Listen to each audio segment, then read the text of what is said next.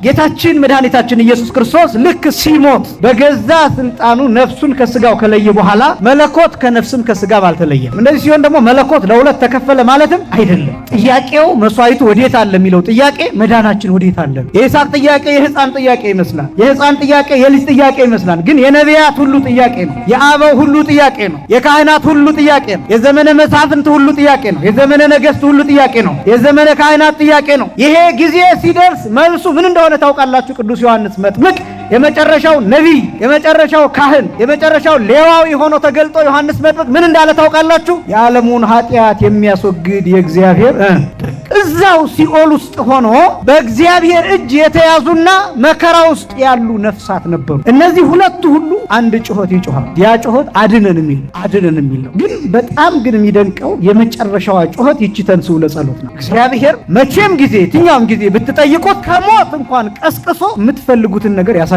መልካም ነገር ከሆነ ትክክለኛ የሚገባችሁን ነገር ከሆነ ይጠይቃችሁ። እግዚአብሔር ከአልጋ አስነስቶ ታሪክን ቀይሮ የሚያስፈልገንን ነገር ማሳየት ይችላል። ነፍሳት እርስ በርስ እንደሚነጋገሩ ግልጥ ነው። ምክንያቱም ነዌ በነፍስ ሲኦል ውስጥ ከገባ በኋላ አብርሃምን ሲመለከተው እንደገና በአብርሃም እቅፍ ደግሞ አልዓዛርን ሲያይ የመጀመሪያው መተዋወቅ አለ ማለት ነው። ምን አለ ማለት ነው? መተዋወቅ። ምክንያቱም ልክ ነዌ ቀና ብሎ ሲመለከት አብርሃምን አየው። ማንን አየው? አብርሃምን። ነዌ በአካል አግኝቶት ነበር እንዴ? አላገኘም። አያችሁ፣ የነፍስ ዕውቀት በመጀመሪያ ደረጃ ከፍ ይላል። በነገራችን የነፍስ ዕውቀት ከስጋ ዕውቀት ከፍ ይላል። ነዌ ስለ ራሱ ብቻ አይደለም ያሰበው፣ ስለ ወንድሞቹ አስበው። በነፍስ ሆኖ ስለ ሌላ ማሰብ ይቻላል ማለት ነው። ልብ በሉ። ምልጃ ከየት እንደሚመነጭ ለጸሎት ተነሱ ሲል ተዘጋጁ ይላል። ተዘጋጁ ሲል አንደኛ የዕለቱን የሰዓቱን ያስቀደስንበት ያለንበትን ሁኔታ ይመለከታል። ሁለተኛ ግን ሙሉ ህይወታችንንም ይመለከታል። አንዳንድ ሰው ቅዳሴ ላይ ሆኖ የቆመበትን እርስት አርጎት የራሱን ሆሬ ሁሉ ያወራል። አፉ ሲንቀሳቀስ ሁሉ ይታያል። አንዳንዱ ሰው በጣም ከለመደበት ጮክ ብሎ ሁሉ ያችን ትናቆ ይሰራላታል ብሎ እግዚኦ ሚላል እግዚኦ ተሳለነ ሚላል። ዲያቆኑ ለጸሎት ተነሱ ካላችሁ ለጊዜው መነሳት ብቻ አይደለም፣ ኃጢአት ያልጋ እንዴት ልነሳ የሚለውን ማሰብ ይጠብቃል። ለንስሐም ጭምር እያዘጋጀ ለንስሐም ጭምር ለህይወታችንና ዝም ብሎ ለጸሎት ተነሱ ሲል ዝም ብሎ ለጊዜው ብቻ አይደለም። ዛሬ የምንመለከተው ተንሥኡ ለጸሎት የሚለውን እግዚኦ ተሳሃለነ ሰላም ለኩልክሙ ምስለ መንፈስከ የሚለውን እሱን የምናይ ይሆናል። ከዚህ በፊት በነበሩን ጊዜያት ቅዳሴ ላይ ልናደርጋቸው የሚገቡን ነገሮች ምን እንደሆኑ 8 ነጥቦችን ሳምንት ተመልክተናል። እሱንም ዩቲዩብ ላይ ማግኘት ትችላላችሁ። ነቃ ጥበብ ቲዩብ ላይ እንዲሁም ደግሞ ቅዱሱ ሚዲያ ላይ ላይቭ ቀጥታ የተላለፈውን እሱን መመልከት ትችላላችሁ። ከዚህ አስቀድሞ ወደ 13 የሚደርሱ ነጥቦች ደግሞ ቅዳሴ ላይ መድረግ የሌሉብን ነገሮች ብለን እነሱን ተመልክተናል። ይህንን ደግሞ ያየንበት ምክንያት ብዬ ነጥቦቹንም እዚያ ላይ አንስቻለሁኝ። ከዚህ በኋላ ያለው የዲያቆኑ አዋጅ ተንሥኡ ለጸሎት ተነሱ የሚለው አዋጅ ስለሚቀጥል ማድረግ ያለብን ዝግጅት ምንድነው የሚለውን ማወቅ የሚገባን ቦታ ስለሆነ ለዛ ነው እነዚህን ነጥቦች ማስተማር የፈለኩት የሚለውን እሱን አንስቻለሁ። ስብሐት ለአብ ወወልድ ወመንፈስ ቅዱስ ይእዜኒ ወዘልፈኒ ወለዓለመ ዓለም አሜን ሃሌሉያ እስከሚለው ድረስ ከአሐዱ አብ ቅዱስ ጀምሮ ቀጥ ብለን በያለንበት በየቆምንበት ቀጥ ብለን የምንጨርሰው ነው የሚሆነው። እንቅስቃሴ አይፈቀድም። በር ላይ ያሉ ሰዎች ወደ ውስጥ አይገቡም። በር ላይ ያሉ ወደ ውጭ አይወጡም። ውስጥ የገቡ ሰዎች ቅጽረ ቤተ ክርስቲያን ያሉ ሰዎች በያሉበት ይቆማሉ። መቋሚያ የያዙ ሰዎች ያስቀምጣሉ። ያልያዙ ሰዎችም መቋሚያ አይይዙም በዚያ ሰዓት። ስለዚህ ያ ሰዓት እጅግ ፍጹም ጸጥታ የሚሆንበት ሰዓት ነው። ግን ሃሌሉያ ከተባለ በኋላ ግን ቦታ መያዝ ይገባል። በር ላይ ያለ ሰው ወደ ውስጥ ለመግባት ግማሽ እግሩን ያስገባ ሰው መግባት ይችላል። መውጣት ያለበት ሰውም ካለ ወጥቶ ዝንቦው ላይ ወይም እዚህ ሆኖ እንዲያስቀድስ ይደረጋል። ስለዚህ የመጨረሻው ቦታ የሚያዝበት ስፍራ ነው እዚህ ስፍራ ላይ። ከዛ በኋላ ግን እንቅስቃሴ አይኖርም። መጮህ፣ መናገር እነዚህ ነገሮች የማይፈቀዱበት ሰዓት መሆኑን እሱን በሰፊው አንስተናል። ከዚህ በኋላ የሚሆነው አዋጅ የመጀመሪያው ተንሥኡ ለጸሎት የሚለው አዋጅ ነው።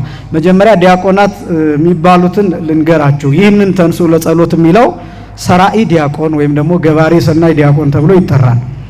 ሰራኢ ማለት የሚሰራ፣ የሚያዘጋጅ፣ የሚመራ ማለት ነው። ሰራኢ የሚባለው ለምንድነው ሰራኢ የሚባለው? መሪ፣ አዘጋጅ፣ ሰሪ የሚባልበት ምክንያት ህዝቡን የሚቀሰቅስ ስለሆነ ነው። የዲያቆኑ ተግባር እሱ ነው። በነገራችን ላይ የተኙ ሰዎች ካሉ እንዲነቁ ማድረግ፣ የተቀመጡ ሰዎች ካሉ እንዲነሱ ማድረግ፣ በአዋጅ ማለት ነው፣ በቃል ማለት ነው። እየሄደ የተኙበት እየሄደ ይቀሰቅሳል ማለት አይደለም። ግን ባለበት ቦታ ሆኖ በልዑል ዜማ ለጸሎት ተነሱ እያለ ማዘጋጀት ማዘዝ ነው የዲያቆኑ ስራ። ስለዚህ ዲያቆኑ በካህኑና በህዝቡ መካከለኛ ተብሎ ነው የሚጠራው፣ ሰራኢ ዲያቆን የሚባለው። ካህኑ ደግሞ በሰዎችና በእኛና በእግዚአብሔር መካከል የሚቆም ነው ካህኑ የሚባለው፣ ሰራኢ ካህን፣ ሰራኢ ቄስ ተብሎ የሚጠራው። በሌላ አገላለጥ ደግሞ ገባሬ ሰናይ ዲያቆን ወይም ገባሬ ሰናይ ካህን ወይም ገባሬ ሰናይ ቄስ እየተባለ ይጠራል።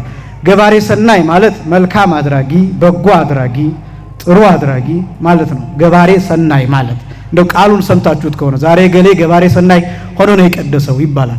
በዚህ በከተማው ቋንቋ ደግሞ አንደኛ ሆኖ ነው የቀደሰው የሚባል አባባል አለ። ልክ አይደለም በእርግጥ አነጋገሩ፣ ግን ለመግባባት ግን ሊሆን ይችላል። አንደኛ ሆኖ ነው የቀደሰው አይባልም፣ ምክንያቱም ሩጫ ውድድር አይነት ይመስላል እና ስለዚህ ሰራኢ ዲያቆንና ገባሬ ሰናይ ዲያቆን ወይም ሰራኢ ቄስ ገባሬ ሰናይ ቄስ በሚለው ነው የሚገለጠው። ለምንድን ነው ገባሬ ሰናይ ተብሎ የሚጠራው ቢባል ቄሱ ቅዱስ ሥጋውን ስለሚሰጥ ክቡር ደሙን ስለሚሰጥ በዚህ ምክንያት ገባሬ ሰናይ ይባላል። ሰናይ ተብሎ የሚጠራው የጌታችን የመድኃኒታችን የኢየሱስ ክርስቶስ ቅዱስ ሥጋና ክቡር ደም ነው። ሰናይ ማለት መልካም ማለት ነው። ሰናይ ማለት ምን ማለት ነው አልኳችሁ? መልካም። ገባሪ ማለት የሚያደርግ ማለት ነው። ገባሬ ሰናይ ማለት በጎ የሚያደርግ መልካም የሚያደርግ ጥሩ የሚያደርግ ማለት ነው። የጌታን ቅዱስ ሥጋና ክቡር ደም ከመስጠት በላይ ደግሞ ጥሩ ማድረግ የለም። በዚህ ምክንያት ገባሬ ሰናይ ተብለው ይጠራሉ። ዲያቆኑስ ለምንድን ነው ገባሬ ሰናይ የሚባለው ቢባል በመጨረሻ ደሙን የሚያቀብለው እርሱ ስለሆነ የመጀመሪያው ዲያቆን እሱ ስለሆነ በዚህ ምክንያት ገባሬ ሰናይ ዲያቆን፣ ሰራኢ ዲያቆን፣ ገባሬ ሰናይ ቄስ፣ ሰራኢ ቄስ እየተባሉ ይጠራሉ። ዲቁና 3 ማዕረግ አለው። የመጀመሪያ ዲያቆን ዋና ዲያቆን የሚባል አለ፣ ወይም ዲያቆን ብቻ ተብሎ የሚጠራ አለ። ሁለተኛው ንፍቅ ዲያቆን የሚባል አለ። እስኪ በሉ ንፍቅ ዲያቆን የሚባል አለ ሁለተኛ። ሶስተኛ ደግሞ አናጉንስጢስ የሚባል አለ። እስኪ በሉ አናጉንስጢስ። ሶስተኛው ዲያቆን አናጉንስጢስ ይባላል። አሁን ላይ ያው ዲቁና ሲሰጥ ሁሉም ገብቶ ይቀድሳል። እንደዛ አይነት ልምድ ስላለ ነው እንጂ በጥንቱ አናጉንስጢስነት ይሾማል። ከዛ ቀጥሎ ንፍቅ ዲቁና ይሾማል። ከዛ ቀጥሎ ዲቁና ይሾማል። አሿሿሙ እንደዛ ነው። ዲያቆናት በሚሾሙበት ጊዜ ሊቃነ ጳጳሳት እጃቸውን አስቀምጠው ይሾሟቸዋል። ቅብአት የለውም፣ ቅብአ ሜሮን የለውም። ቅብአ ሜሮን የሚቀቡት ከቀሳውስት ጀምሮ እስከ ላይ እስከ ፓትርያርኩ ድረስ ያሉት ናቸው። ስለዚህ ዲያቆናት ግን በሚሾሙበት ጊዜ እጃቸውን አስተላልፈው ይሾሟቸዋል ዲያቆናት። ንፍቅ ዲያቆን አናጉንስጢስን ግን በቃል ብቻ ይሾሟቸዋል። ከዛሬ ጀምሮ አንተ ንፍቅ ዲያቆን ሆነህ አገልግል፣ ከዛሬ ጀምሮ አንተ አናጉንስጢስ ሆነህ አገልግል ብለው ጸሎት ብቻ አድርገው በቃል ብቻ። አንብሮተ እድም አይከለከልም። በእርግጥ ግን በቃል ብቻ መሾምም ይቻላል። እድገቱ ምንድነው? ይሄ አናጉንስጢስ የሚባለው አስመልካች ይባላል። እንደው ይሄን እንድትሰሙት እንድታውቁት ያህል ነው። በሌላ አገላለጥ አስመልካች ይባላል። የሚያደርገው ምንድነው? ሶስተኛው ዲያቆን ማለት ነው። በዚህ በከተማው አገላለጥ እንዳልኳችሁ ሶስተኛው ዲያቆን ይሄ አትሮንስ አለ። የሚቀድሰው ካህን መንበሩ እዚህ ጋር ነው። መንበሩ ላይ የሚሰራውን ስራ የሚጸልየውን ጸሎት ህብስቱን ወይኑን በተመለከተ የሚያዘጋጀውን የሚያደርገውን ጸሎት እዛ ያደርጋል። የቅዳሴ መጽሐፉ እዚህ ጋር ይቀመጥለታል። ስለዚህ ምንድነው የሚያደርገው? መንበሩን እዚህ ጋር በቀኙ በኩል አለ፣ በግራው በኩል መጽሐፍ እዚህ ጋር ይቀመጥለታል። ይሄ ሶስተኛው አናጉንስጢስ ወይም አስመልካች የሚባለው ዲያቆን መጽሐፏ ጋር ብቻ ነው የሚቆመው እና ይገልጥለታል ለቄሱ። ቀጥሎ የሚለው ለምሳሌ ተንሱ ከተባለ በኋላ የሚጸልየውን ጸሎት ዝግጁ ያደርግለታል፣ ይገልጣል። ከዛ ቄሱ መጽሐፉን አይነካም። እሱ የሚያዘጋጀው ህብስቱን ነው። የሚባረክበት ቦታ ይባርካል፣ የሚያመለክትበት ቦታ ያመለክታል። ሁለት እጆቹን የሚጭንበት ቦታ ይጭናል። ስለዚህ መጽሐፉን ግን የሚያዘጋጅለት ሶስተኛው ዲያቆን ነው። በተለይ በገጠሪቱ እስካሁን የሚሰራው እንደዛ ነው እና ይገልጥለታል፣ ያዘጋጅለታል፣ ይጸልያል፣ ወደ መንበሩ ይመለሳል። እንደዚህ ያደረገ ያ ዲያቆን ሶስተኛው ዲያቆን አናጉንስጢስ የሚባለው አስመልካች ተብሎ ይጠራል። የመጀመሪያው።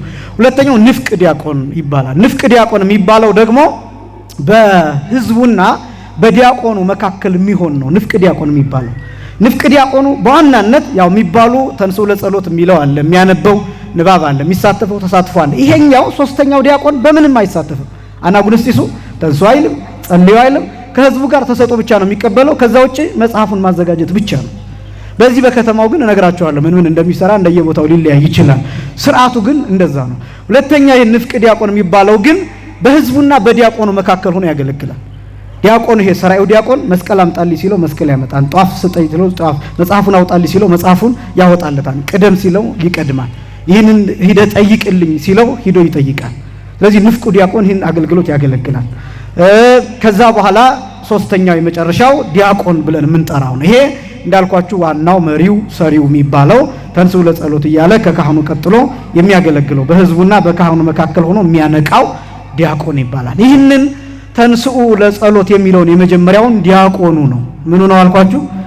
ዋናው ዲያቆን፣ መሪው ዲያቆን፣ ሰራዩ ዲያቆን፣ ገባሬ ሰናዩ ዲያቆን ተንሥኡ ለጸሎት የሚለውን ይላል። እዚህ ላይ ለምንድነው የሚለው? ለምንድነው እዚህ ላይ የሚለው? አሁን ስብሐት ለአብ ወወልድ ወመንፈስ ቅዱስ ለዓለም ወለዓለም ዓለም የሚለውን ካለን በኋላ ይዜኔ ወዘልፈኒ ለዓለም ወለዓለም ዓለም አሜን ሃሌሉያ የሚለውን ካለ በኋላ ነው ተንሥኡ ለጸሎት የሚለው። ይሄኛው ዝግጅት ካለቀ በኋላ የቀጥ ብለን ምንለው ካለቀ በኋላ ከዚያ ሰዓት በኋላ የቅዳሴውን ብቻ መከታተል እንደሚገባ እስከዚህ ሰዓት ድረስ ያለው እንዳልኳችሁ ያልተዘጋጁ ቦታ ያልያዙ ሰዎች ቦታ ይይዛሉ ብያቸዋለሁ። ይቻሃዱ አብ ቅዱስ ከሚባለው ጀምሮ ቀጥ እንላለን። ልክ ግን ሃሌሉያ ከተባለ በኋላ ግን ቦታችንን እንይዛለን። ከዛ በኋላ ግን ከዛ ቦታ ንቅንቅ ማለት አይቻልም። የሚቆርቡት ሰዎች ለመቁረብ ካልሆነ በስተቀር መጨረሻ ላይ ጸበል ለመቀበል ካልሆነ በስተቀር ልጆችን የሚያቆርቡ እናቶች አባቶች ልጆቻቸውን ይዘው ለማቁረብ ካልሆነ በስተቀር ወይም ትልልቅ ሰዎችን እናት አባት ሽማግሎችን ይዘው የመጡ ካልሆነ በስተቀር ከዛ ውጪ ንቅንቅ ማለት ከቦታ ማንቀሳቀስ አይቻልም፣ አስተባባሪዎች ካልሆኑ በስተቀር። ስለዚህ ዲያቆኑ ለጸሎት ተዘጋጁ ብሎ አዋጅ ያውጃል። በጣም ግን የሚገርም ነገር ልንገራችሁ። ዲያቆኑ ለጸሎት ተነሱ ካለ በኋላ ምን ጊዜም ካህኑ ቀጥሎ የሚጸልየው ጸሎት አለ። የሚጸልየው ምን አላልኳችሁ? ጸሎት አለ። ተንሥኡ ለጸሎት ካለ በኋላ ምን ጊዜ ካህኑ የሚጸልየው ጸሎት አለ። አንዳንድ ጊዜ በግዕዝ ስለሚባል እናንተ ላትሰሙት ትችላላችሁ። ሁለተኛ ደግሞ በለሆሳስ አንዳንድ ጊዜ ሌላ ተደርቦበት ስለሚባል ላትሰሙት ትችላላችሁ እንጂ ሁሉ ጊዜ ተንሥኡ ለጸሎት የሚለው አዋጅ ከታወጀ በኋላ ህዝቡን የተመለከተ ጸሎት ይደረጋል። ማንን የተመለከተ አልኳችሁ? ህዝቡን፣ አስቀዳሹን የተመለከተ፣ ለማስቀደስ ያልመጡ ሰዎችን በተመለከተ፣ ምእመናንን በተመለከተ፣ አማኞችን በተመለከተ፣ የማያምኑ ሰዎችንም ጭምር በተመለከተ፣ ዓለምን አጠቃላይ በተመለከተ ጸሎት ይደረጋል። ተንሥኡ ለጸሎት የሚልበት ዋና ምክንያት ይሄ ነው። በጣም የሚደንቅ ነው። ወደ 14 ቅድም ከመምህር ያሬድ ጋር እየተነጋገርን ነበር። ወደ 14 የሚሆኑ ተንሥኡ ለጸሎቶች አሉ። በ14ቱም ውስጥ የሚጸለይ ጸሎት አለ። ዝም ብሎ አይደለም ለጸሎት ተነሱ የሚባለው፣ ቀጥሎ የሚጸለይ ጸሎት አለ። ለምሳሌ ዲያቆኑ፣ ዋናው ዲያቆን፣ ሰራዩ ዲያቆን ተንሥኡ ለጸሎት ካለ የሚጸልየው ሰራዩ ቄስ ነው። ንፍቁ ዲያቆን ከሆነ ተንሥኡ ለጸሎት ያለው የሚጸልየው ንፍቁ ቄስ ነው። ይለያያል።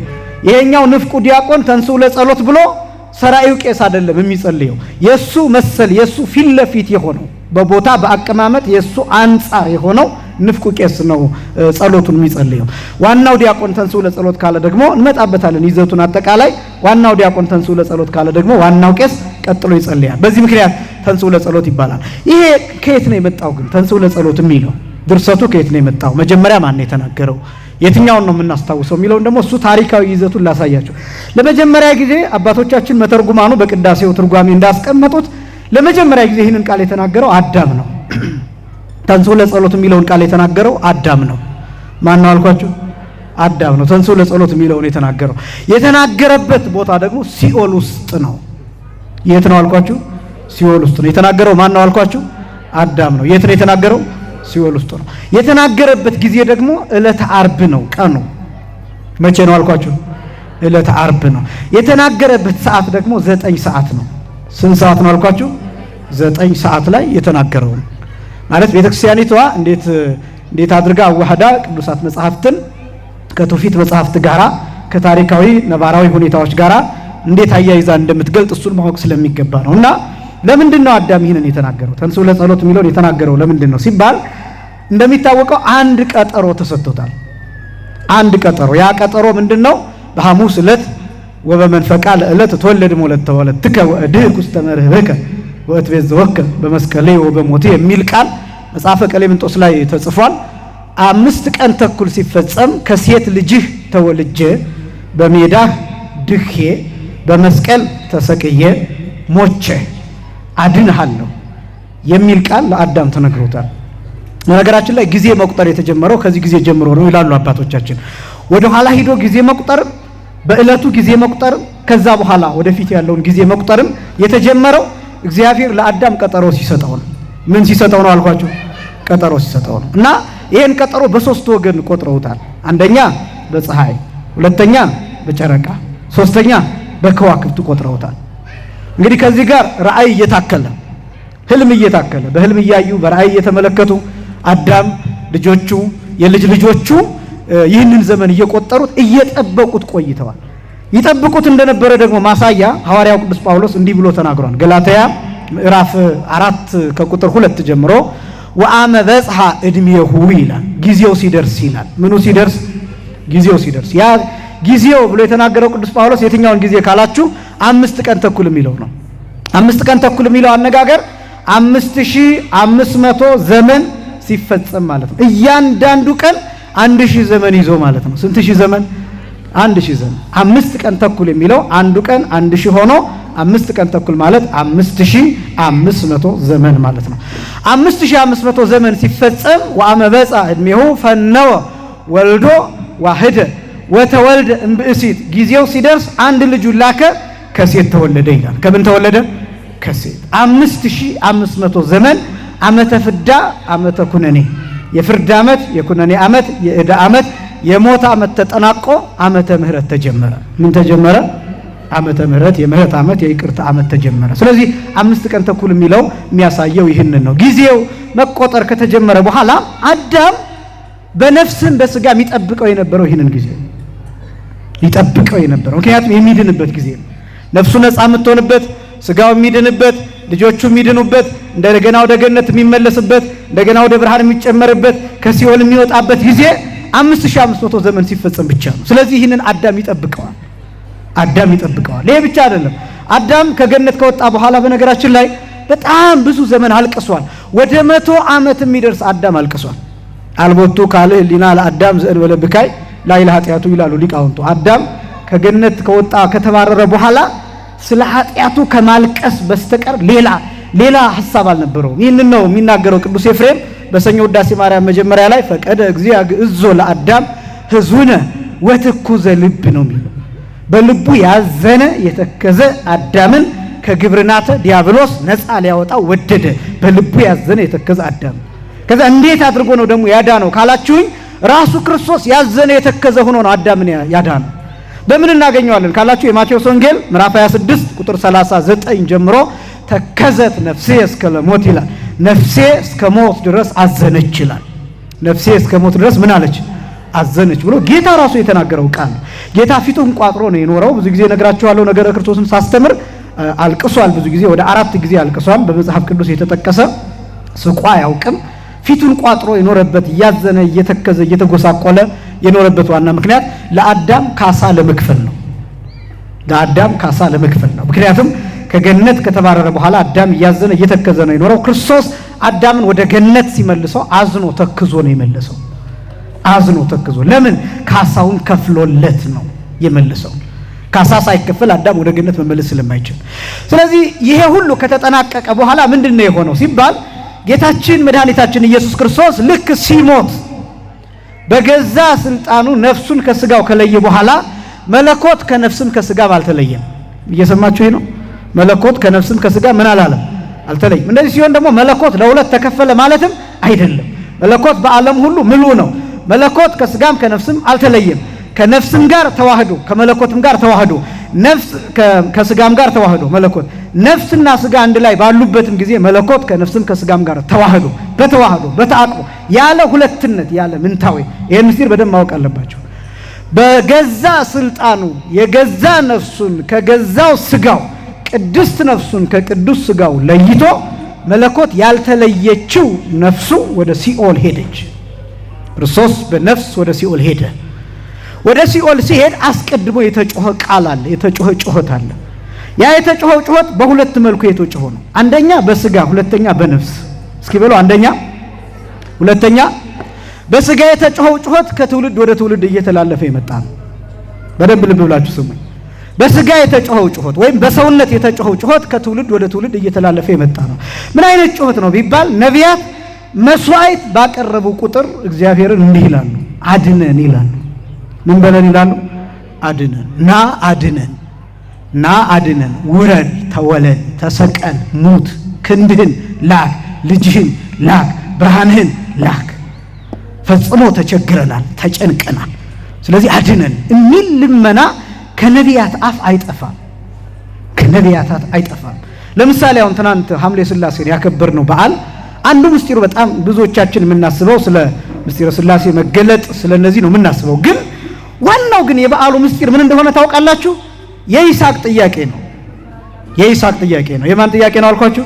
የይስሐቅ ጥያቄ። አብርሃም ይስሐቅን ሊሰዋ ወደ ሞሪያም ተራራ ይዞት ሲሄድ ይስሐቅ አንድ ጥያቄ ጠይቆታን አባቱ መስዋዕተ ሬይ እሳተ ሬይ እጸ ሬይ፣ እንጨቱን አያለሁ፣ እሳቱን አያለሁ፣ ሰይፉን ማረጃውን ቢላውን አያለሁ፣ ግን አይቴ ሃሎ በግኡ ለምሷህ ኦ አባ፣ አባት ሆይ ለመስዋዕት የሚሆነው በጉ ግን ወዴት አለ?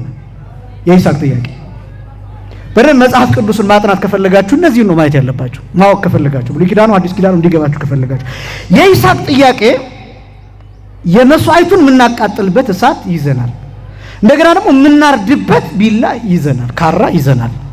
እንደገና ደግሞ መስዋዕቱ የሚቃጠልበትን እንጨት መረብረቢያ ይዘናል። ግን በጉ የለም። ይስሐቅ ከዚህ አስቀድሞ የሚያውቀው ምንድን ነው? በግ ይጎተታል፣ ይታረዳል፣ ከዛ ስጋው በእሳት ይቀጠላል። እንጨት ተረብርቦ ልክ እንደዚህ አይነት ተቀምጦ ከታች ደግሞ እሳት ይሆናል። ስጋው ከላይ ይቀመጣል፣ እሳቱ ይለኮሳል። ከዛ እሳቱ እንጨቱን እየበላ ከዛ ስጋውን ያቃጥላል። መስዋዕት የሚቀርበው በዚህ ስርዓት ነው። ይስሐቅ ይህንን ያውቃል። ስለዚህ ጥያቄው አይቴ ሃሎ በግኡ ለመስዋዕ ኦ አባ፣ አባቴ ወይ ግን ለመስዋዕቱ የሚሆነው በግ ወዴት አለ ብሎ ሲጠይቀው አብርሃም ስለተጨነቀ ያው የሚሰዋው እሱን ስለሆነ በሱ ሐሳብ አርምም ወልዴ ልጅ ሆይ ዝም በል፣ በግወሰ አምር እግዚአብሔር፣ በጉን እግዚአብሔር ያዘጋጃል፣ መስዋዕቱን ማን ያዘጋጃል? በቃ አብርሃም ይህንን መልስ መለሰ። በእርግጥ ለጊዜው እግዚአብሔር በጉን አዘጋጅቶ ይስሐቅ እንዲፈታ በጉ እንዲታረድ ሆኗል። ምስጢሩ ግን በጉ እግዚአብሔር ወልድ ነው። ጥያቄው መስዋዕቱ ወዴት አለ የሚለው ጥያቄ መዳናችን ወዴት አለ ነው። የይስሐቅ ጥያቄ የሕፃን ጥያቄ ይመስላል። የሕፃን ጥያቄ የልጅ ጥያቄ ይመስላል። ግን የነቢያት ሁሉ ጥያቄ ነው። የአበው ሁሉ ጥያቄ ነው። የካህናት ሁሉ ጥያቄ ነው። የዘመነ መሳፍንት ሁሉ ጥያቄ ነው። የዘመነ ነገሥት ሁሉ ጥያቄ ነው። የዘመነ ካህናት ጥያቄ ነው። ይሄ ጊዜ ሲደርስ መልሱ ምን እንደሆነ ታውቃላችሁ? ቅዱስ ዮሐንስ መጥምቅ የመጨረሻው ነቢይ፣ የመጨረሻው ካህን፣ የመጨረሻው ሌዋዊ ሆኖ ተገልጦ ዮሐንስ መጥምቅ ምን እንዳለ ታውቃላችሁ? የዓለሙን ኃጢአት የሚያስወግድ የእግዚአብሔር በግ ብሎ ተናገረ። መልሱን መለሰው። ምክንያቱም ይስሐቅ የት ነው በጉ ብሎ ነው የጠየቀው። መስዋዕቱ የት ነው ብሎ ነው የጠየቀው። መስዋዕቱ ከየት ነው የሚመጣው ብሎ ነው የጠየቀው። ከዛ ዮሐንስ መጥምቅ ዘመኑ ሲደርስ ይኸው በጉ ምን የሚያደርግ የዓለሙን ኃጢአት የሚያስወግድ የማን በግ? የእግዚአብሔር በግ ይኸው ክርስቶስ ብሎ ከአንድም ሁለት ጊዜ የዮሐንስ ወንጌል ምዕራፍ 1 ቁጥር 29 ላይና ቁጥር 36 ላይ ተጽፏል። በጉም ተናገረ። ስለዚህ ይሄ በስጋ የነበረ ነው። ከዛስ ካህናት መስዋዕት ያቀርባሉ። ፍየል ያርዳሉ፣ ላም ያርዳሉ፣ በግ ያርዳሉ፣ ጊደር ያርዳሉ፣ ወይፈን ያርዳሉ። ከዛ ግን ምን እንደሚሉ ታውቃላችሁ? እባክህ ና አድነን ነው የሚሉት። በብሉይ ኪዳን የሚቀርበው መስዋዕት ክርስቶስን የመጠየቅ ነው። ያ ማለት እንዲመጣ እንዲያድን የመጠየቂያ መስዋዕት ነው። ጊዜያዊ መስዋዕት ነው፣ ዘላለማዊ አይደለም።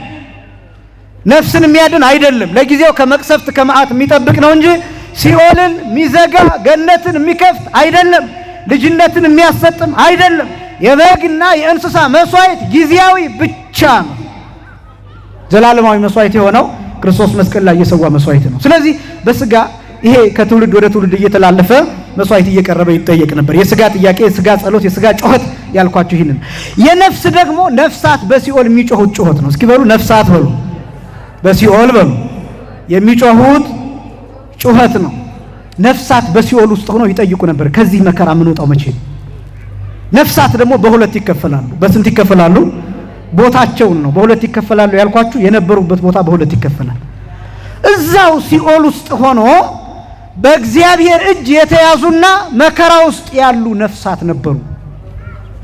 እዛው ሲኦል ውስጥ ሆኖ ይህንን ራሱ ጌታችን መድኃኒታችን ኢየሱስ ክርስቶስ የሉቃስ ወንጌል ምዕራፍ 16 ላይ ያስተማረው ትምህርት ነው። ስለ ነዌና ስለ ባለጸጋውና ስለ አልዓዛር ያስተማረው ትምህርት ነው። እነ ነዌ የነበሩበት ቦታ የመከራ የስቃይ ቦታና እነ አብርሃም እና አልዓዛር የነበሩበት ቦታ ልክ እንዲህ አይነት ቦታ አለ። መከራ አይደርስበትም ግን ሲኦል ውስጥ ነው። እሳት አይደርስበትም ግን ሲኦል ውስጥ ነው። ሲኦል ውስጥ ሆኖ ግን የእግዚአብሔር ልክ እንደዚህ መድረክ ሰውሯቸዋል። እንደው እኛን ጻድቅ እናንተን ኃጢአተኛ ለማድረግ አይደለም፣ ምሳሌው ተግባብተናል አይደለም? ኃጢአተኛ የሚባሉት ልክ እናንተ እንዳላችሁበት ቦታ፣ ጻድቃን የሚባሉት ልክ እኛ እንዳለንበት ቦታ የተለዩ ናቸው። አብርሃም ምን እንደመለሰ ታውቃላችሁ? ለነዌ ሃሎ አብይ ጽርፍ በእኛና በእናንተ መካከል ከእናንተ ያሉት ወደኛ እንዳይመጡ ከኛ ያሉት ወደ እናንተ እንዳይመጡ በመካከላችን ትልቅ ገደል አለ ይላል። ትልቅ ምን አለ? ገደል አለ። አሁን ከእናንተ መካከል ወደዚህ ለመምጣት ይህንን መዝለል የሚችል መሆን አለበት።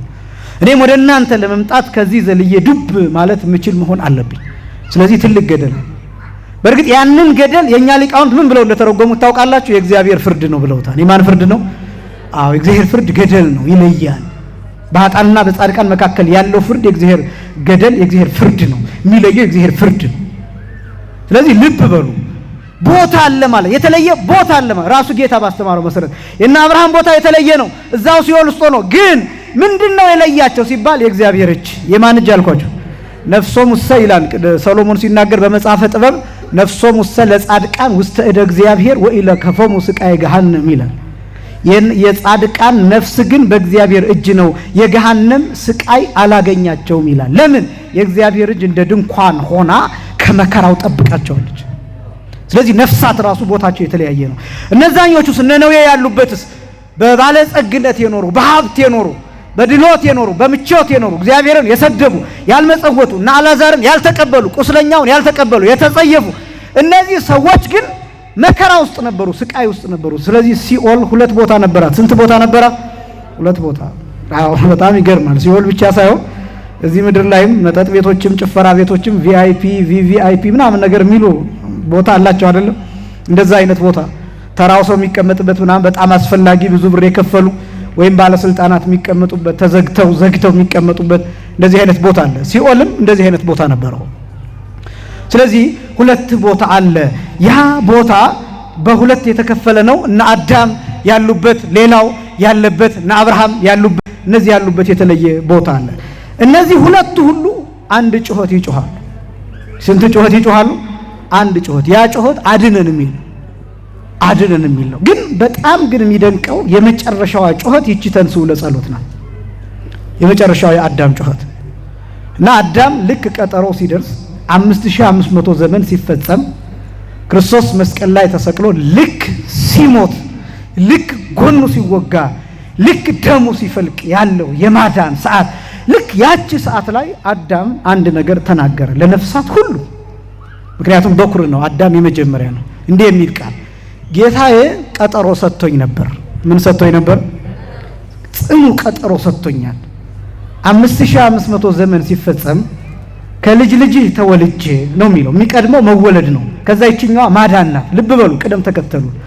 5500 ዘመን ሲፈጸም ከሴት ልጅህ ተወልጄ በሜዳ ድሄ። ሁለተኛው ቅደም ተከተል ለምን? ከተወለደ በኋላ እንደ ሕፃን ጌታም እንዲሁ ልክ እንደነዚህ ሕፃናት እየተሯሯጠ ነው ያደገውና በሜዳ ድሄ፣ ከዛስ በመስቀል ተሰቅዬ፣ ከዛስ ሞቼ፣ ከዛስ ቤዛ ሆኜ አድንሃለሁ። ምን እልሃለሁ? እነዚህን ቅደም ተከተሎች አዳም ሸምድዷል። ይህን ጽኑ ቀጠሮ ሲኦል ውስጥ ሆኖ ይጠብቀዋል። እግዚአብሔርን መጠበቅ የሚባለው እንደዛ ነው። ሲኦል ውስጥ ሆኖ መጠበቅ፣ መከራ ውስጥ ሆኖ መጠበቅ፣ ህመም ውስጥ ሆኖ መጠበቅ፣ በሽታ ውስጥ ሆኖ መጠበቅ። እግዚአብሔርን መጠበቅ የሚባለው ይሄ ነው። በነፍስ ሆኖ እንኳን መጠበቅ። ለምሳሌ የሙሴን ታሪክ ብትመለከቱ ሙሴ እግዚአብሔርነቱን ማየት የፈለገው ብርሃነ መለኮቱን ማየት የፈለገው በህይወት እያለ ነበር። በምን እያለ? ገጽ ያስተርኢ ብሎ ሲነግረው አልወ ዘይሬ ገጽ ወይሃዩ አተሰዓተን ዘህይወቱ በዲበ ምድር፣ ፊትን ማየት ፈልጋለሁ ሲለው አይ ፊቴ አይታይም፣ ፊቴን አይቶ በህይወት መቆየት የሚቻለው የለም አለው። ነገር ግን ጀርባዬን ታያለህ አለው። ከዛስ ግን የሙሴን ምኞት መቼ ፈጸመው? ሙሴ ከሞተ ከሺዎች ዓመታት በኋላ ጌታ በደብረ ታቦር ብርሃነ መለኮቱን ለመግለጥ ሙሴና ኤልያስን ጠራቸው። ሙሴን ከመቃብር ጠራው፣ በነፍስ ጠራው። ሙሴ ከሐዋርያት ጋር ተገኘ፣ ከነ ጴጥሮስ ጋር ተገኘ፣ ከነ ዮሐንስ ጋር ተገኘ፣ ከነ ያዕቆብ ጋር ተገኘ። ብርሃነ መለኮቱን በደብረ ታቦር ተመለከተ። ከሺዎች ዓመታት በኋላ እግዚአብሔር መቼም ጊዜ የትኛውም ጊዜ ብትጠይቁት ከሞት እንኳን ቀስቅሶ የምትፈልጉትን ነገር ያሳያችኋል። መልካም ነገር ከሆነ ትክክለኛ የሚገባችሁን ነገር ከሆነ የጠየቃችሁት እግዚአብሔር ከአልጋ አስነስቶ ታሪክን ቀይሮ የሚያስፈልገን ነገር ማሳየት ይችላል። ክብር ምስጋና ለስም አጠራሩ ይሁን። አመስግኑት እግዚአብሔር ይህን ማድረግ የሚችል አምላክ። አዳም በነፍስ ሆኖ በሲኦል ውስጥ ሆኖ በመከራ ውስጥ ሆኖ በስቃይ ውስጥ ሆኖ እንኳን ቀጠሮዋን ግን አልረሳትም። ስለዚህ ይጠብቅ ስለነበረ በጉጉት ይጠብቅ ስለነበረ አዳም ያዝን የነበረው ለሱ ብቻ አይደለም፣ ልጆቹ የልጅ ልጆቹ በሱ ምክንያት ፍዳ ውስጥ እንደሆነ ያውቃል። ስለዚህ አዳም ይሰቀቃል፣ ይጨነቃል። ስለዚህ አብዝቶ ይጸልያል። ስለዚህ አዳም ተንሥኡ ለጸሎት የምትለዋን ቃል ተናገረ፣ ለነፍሳት በሲኦል ውስጥ ማለት ነው። ጌታዬ ቀጠሮ ሰጥቶኛል፣ ጊዜው ደርሷል፣ ሁላችሁም ለጸሎት ተነሱ አለ። ለምን ተነሱ?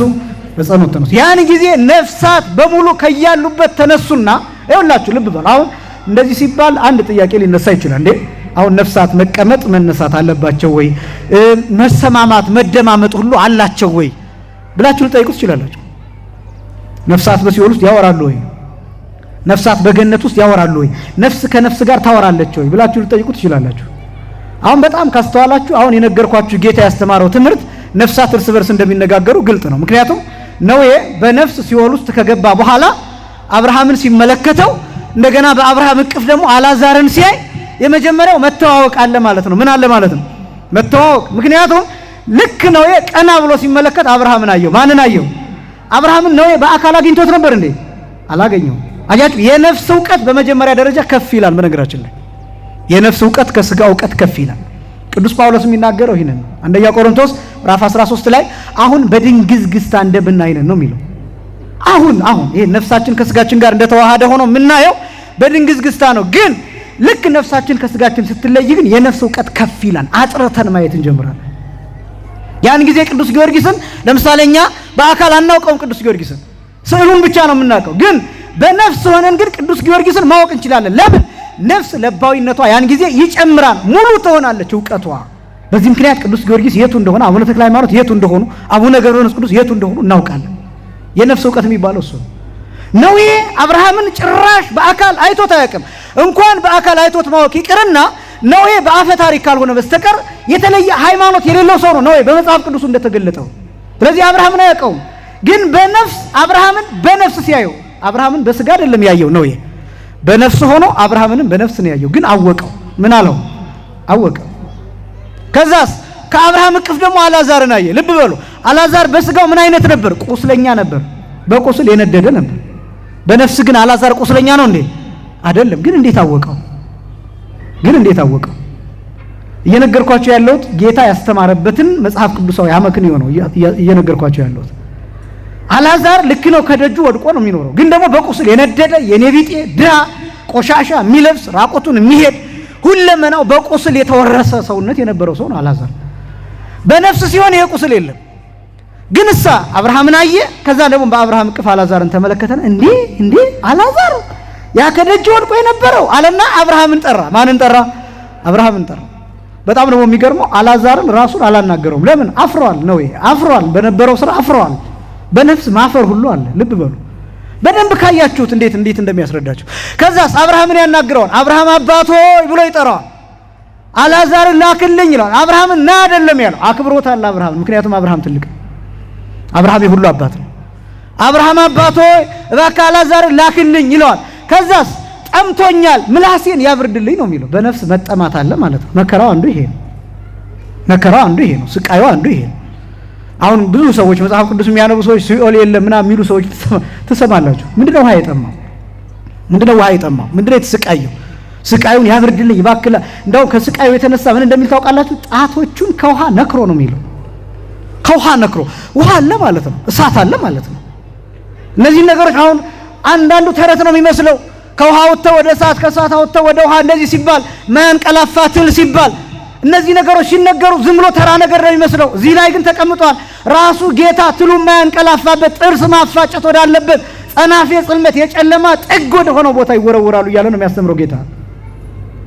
እና በጣም ስቃይ ያለበት ቦታ እንደሆነ ይታወቃል። ስለዚህ መተዋወቅ አለ መጀመሪያ በነፍስ ማወቅ ከዛ ደግሞ ኮንቨርሴሽን አለ ማለት ነው በነፍስ ራሱ ንግግር ውይይት ቃል መመላለስ አለ ማለት ነው ስለዚህ አብርሃምን አነግሮታል ከዛስ ደግሞ በጣም የሚገርመው ሶስተኛው ደረጃ ደግሞ ኖዌ ስለራሱ ብቻ አይደለም ያሰበው ስለ ወንድሞቹ አስቧል ስለ ምኖቹ አስቧል በነፍስ ሆኖ ስለ ሌላ ማሰብ ይቻላል ማለት ነው ልብ በሉ ምልጃ ከየት እንደሚመነጭ በደንብ ልታውቁት ነው እየነገርኳችሁ ያለሁት ለምሳሌ ኖዌ ምንድነው ያለው በቃ እሺ ለኔ ካልሆነ 5 ወንድሞች አሉኝ አለ ስንት ወንድሞች አሉ አያችሁ በነፍስ ሲኦል ውስጥ ሆኖ 5 ወንድሞች አንደኛ አረሳቸው ሁለተኛ 5 ወንድሞች እንዳልሞቱ ያውቃል ምክንያቱም ኖዌ ከሞተ በኋላ በዚያ ቅጽበት ሞተው ይሁን የነሱ ነፍስ ራሱ መጥቶ እሱ ጋር አጠገቡ ሆነው ይሁን ይሄን ሁሉ ያውቃል ማለት ነው ስለዚህ 5 ወንድሞች አሉኝ አለ ሶስተኛ ደግሞ 5 ወንድሞች አሉኝ ብሎ ሲናገር ኖዌ ግድ አለው ማለት ነው ምን አለው ማለት ነው ግድ ተጨንቋል ማለት ነው ለወንድሞቹ እንዴ ኖዌ ከተጨነቀ አቡነ ገብረ መንፈስ ቅዱስ ለኛ የማይጨነቁበት ምክንያት አለ ኖዌ ክፉ ሰው ነው ኖዌ ምን አይነት ሰው አቡነ ገብረ መንፈስ ቅዱስ ደግሞ ደግ ሰው ናቸው ጻድቅ ናቸው አቡነ ተክለ ሃይማኖትም እንደሱ እንዴ ኖዌ ክፉ ሰው ሆኖ 5 ወንድሞች አሉኝና እባክህ አላዛር ላከውና ያስተምራቸው ወደዚህ እንዳይመጡ ወዴት እንዳይመጡ እንዴ ድንግል ማርያም እኮ ለኛ የምትማልደው ወደዚህ እንዳይመጡ እኮ ወደ ሲኦል እንዳይገቡ እኮ ነው መከራውን ታውቀዋለች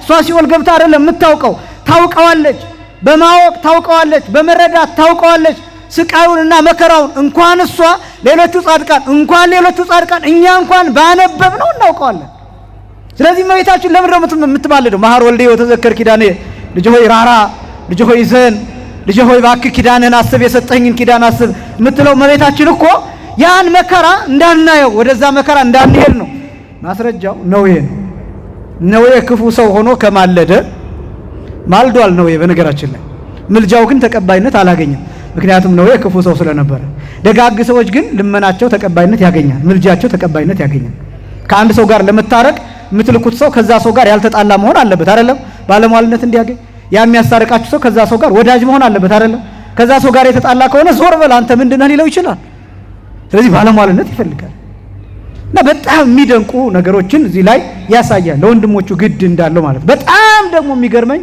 መከራከሩ ምን እንዳለ ታውቃላችሁ ኖዌ አብርሃም ሲመልስለት መጽሐፍት አሉ ሙሴ የጻፋቸው መጽሐፍት አሉ እነሱን ይስሙ እነሱን ያንብቡ ሲለው አይ ከሙታን አንዱ ተነስቶ ሄዶ ካልነገራቸው አያምኑም ነው ያላቸው በጣም እኮ የሚገርም ነው የነፍስን ዕውቀት አያችሁ ምክንያቱም እሱ የነበረበትን ሁኔታ አስታወሰ ማንም ቢነግረው አልሰማም ነበር ኖዌ ለእውነት ክፉ ከመሆን እግዚአብሔር ሁላችንንም ይሰውራል ስለዚህ ጸሎቱ አለ እርስ በርስ መግባባቱ አለ ስለዚህ አዳም ለጸሎት ተነሱ ማለቱ ትክክል ነው ከዛ ደግሞ ሌሎቹ ነፍሳት አጠቃላይ አዳም ለጸሎት ተነሱ ብሎ ሲያውጅ ሁሉም ተነስተው እግዚኦ ተሳሃለና አሉ እስኪ በሉ እግዚኦ በሉ ተሳሃለና በቃ ሁሉም ነፍሳት ተነሱና አቤቱ ይቅር በለን አቤቱ ማረን አቤቱ ራራልን አቤቱ ዘንልን የሚል ቃል ሁሉም ነፍሳት ይህንን ድምጽ አሰሙ እቺ ግን የመጨረሻዋ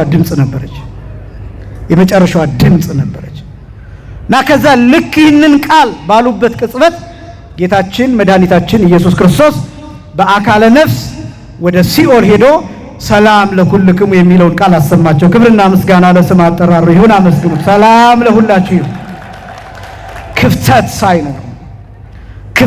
ሳይኖር የጊዜ ክፍተት ሳይኖር አዳም ተነስቶ ለጸሎት አለ ነፍሳት ሁሉ ተነስተው እግዚኦ ተሳሃለና አሉ ያን ጊዜ ጌታችን መድኃኒታችን ኢየሱስ ክርስቶስ በአካለ ነፍስ ሰላም ለኩልክሙ ሰላም ለሁላችሁ ይሁን አለ ይህንን ቃል ሲናገር ነፍሳት ሁሉ በአንድ ድምጽ መለሱ እንዲህ ብለው እስኪ በሉ መጨረሻው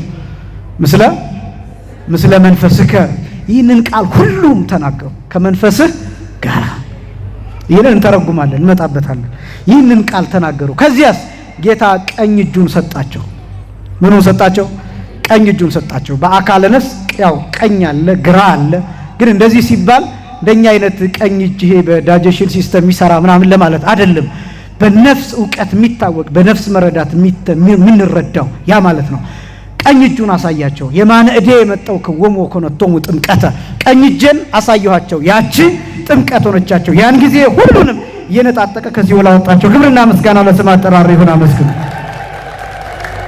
ቀኝ እጅ ስልጣን ተብሎ ይተረጎማል ቀኝ እጅ ክብር ተብሎ ይተረጎማል ቀኝ እጁ አምላክነቱ ቀኝ እጁ መርዳቱ ቀኝ እጁ ርህራሄው ቀኝ እጁ ይቅርታው ቀኝ እጁ ምህረቱ ተብሎ ይተረጎማል ምህረቱን አሳያቸው ይቅርታውን አሳያቸው፣ መሐሪነቱን አሳያቸው፣ ማዘኑን አሳያቸው። በዚያ ምህረቱ እየነጣጠቀ ከሲኦል አወጣቸው። ይህንን ምስጢር የሚያሳይ ነው። በዚህ ምክንያት እቺ ቤተክርስቲያን ያንን ምስጋና አምጥታ አሁን ከዓለም ሲኦል እንድንወጣበት፣ ከኃጢአት ሲኦል እንድንወጣበት፣ በኋላ ከሚመጣው በነፍስ ከምንገባበት ሲኦል እንድንወጣበት፣ በኋላም ደግሞ ከሚመጣው በነፍስና በስጋ ከምንገባበት ገሃነመ እሳት እንድንወጣበት ተንስኡ ለጸሎት የሚለውን ጸሎት በቅዳሴ ጊዜ እንጸልየዋለን። የአባቶቻችን በረከት በሁላችንም ላይ ይደርብን። ይሄ እንግዲህ መነሻውን ለማሳየት ነው። ተንስኡ ለጸሎት እንዴት እንደመጣ አሁን እንተረጉማለን። ተንስኡ ለጸሎት ምንድነው? ለምንድነው እንዲህ የሚባለው የሚለውን እሱን እናሳያለን። መነሻውን ከተናገር እንግዲህ ወደ 14 ጊዜ የሚደርስ ተንስኡ ለጸሎት አለ። ወደ 14 ጊዜም ተንስኡ ለጸሎት የሚለውን ስንልና ስናዚም ስንታዘዝ ማስታወስ የሚገባን ይሄ ጸሎት ነፍሳትን ከሲኦል የነጠቀ ነው። ከየት የነጠቀ ነው? ከሲኦል ለመነጠቅ ምክንያት የሆነ ቃል ነው። ጌታን የጠራ ቃል ነው። የመጨረሻውን መዳን ያቀረበ ቃል ነው። የመጨረሻውን የሕይወት ድምጽ ያሰማ ቃል ነው ይሄ ተንስኡ ለጸሎት የሚለው። ስለዚህ ቀላል አይደለም። ለምንድን ነው አሁን ተንስኡ ለጸሎት የሚለውን እሱን በጥቂት ነጥቦች ላሳይ። ተንስኡ ለጸሎት ማለት ምን ማለት ነው? አማርኛው ምን ማለት ነው? መቼስ ሁሉም አይተረጎም። ለጸሎት ምን በሉ ተነሱ ማለት ነው። ለጸሎት ተነሱ ሲል የመጀመሪያው ምን ማለት ነው ሲባል ከመቀመጫ መነሳትን የሚያሳይ ከመቀመጫ መነሳት ሲባል ምን ማለት ነው? ከዚህ በፊት እንዳልኳችሁ በተለያየ ምክንያት የሚቀመጡ ይኖራሉ። በተለይ እዚህ ላይ ብቻ ሳይሆን ወደ ኋላ ያው ድካሙ እየመጣ ቅዳሴው እየበዛ ሲመጣ ከዚህ በፊት መቀመጥ የሚችሉ ከአቅም በላይ የሆነባቸው የህመም ምክንያት ያላቸው በእድሜ ምክንያት የገፉ ሽማግሎች፣ እናቶች እነሱና ህፃናት መቀመጥ እንደሚችሉ ተናግሬያለሁ። ልክ ግን ተንስኡ ለጸሎት ሲል መቆም የሚችሉ ሰዎች ሁሉ መቆም አለባቸው። ከዛ ጸሎቱ ከተጸለየ በኋላ ያንን መጣበታለሁ። ጸሎቱ ከተጸለየ በኋላ አሁንም ከአቅማቸው በላይ ከሆነ አረፍ ማለት ይችላሉ። በዚህ ሰዓት ግን አዋጁ ሲታወጅ ግን ለአክብሮት መነሳት ይገባል። እየሰማችሁ ነው? ስለዚህ መጀመሪያ የሚያሳየው ለጸሎት ተነሱ የሚለው ከተቀመጡበት መነሳትን የሚያሳይ ነው። ግልጽ ነው። ይሄ ተንስኡ ለጸሎት ማለት አንደኛው እሱ ነው። ሁለተኛው በመንፈስ መነሳትን የሚያሳይ ነው። ለጸሎት ተነሱ ሲባል በመንፈስ በንቃት መነሳትን የሚያሳይ ነው። ምክንያቱም አንዳንድ ጊዜ መንፈስ ዝርክርክ የሚልበት ጊዜ አለ፣ የተለያየ ቦታ የሚበታተንበት ጊዜ አለ። ስለዚህ በመንፈስ መንቃት ያስፈልጋል።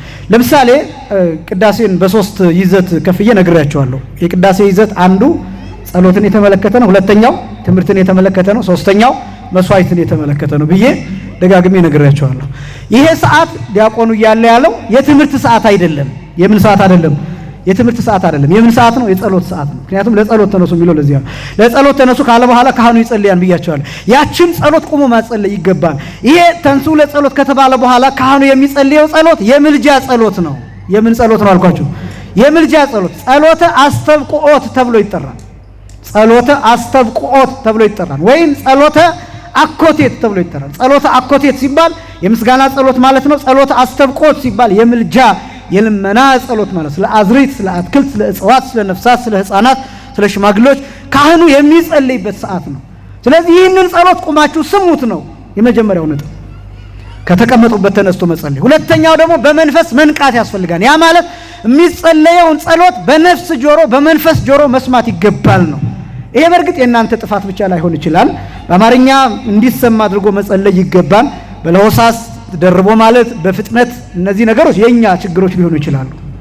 ያው የኛ የቀዳሾቹ ችግሮች ሊሆኑ ይችላሉ። ግን እነዚህም ችግሮች ደግሞ ሰዓቱን ከመቆጠብ ጊዜውን ለመቆጠብ ከሚደረግ ነገር ነው። ያ የቅዳሴ አገልግሎት ሁሉም ቢባል 4 ሰዓትም አያልቅም። በነገራችን ላይ እጅግ በጣም ሰፊ ነው እና በዚህ ምክንያት ሊደራረብ ይችላል። ግን ነጥቡ ግን ይሄ እንደሆነ እንድታውቁት ነው። ስለዚህ ሁለተኛው በመንፈስ መነሳት ወይም መንቃት እንደሚያስፈልግ የሚያሳይ ነው። ለጸሎት ተነሱ።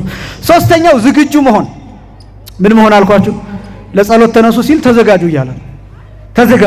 ተዘጋጁ ሲል አንደኛ የዕለቱን የሰዓቱን ያስቀደስንበት ያለንበትን ሁኔታ ይመለከታል።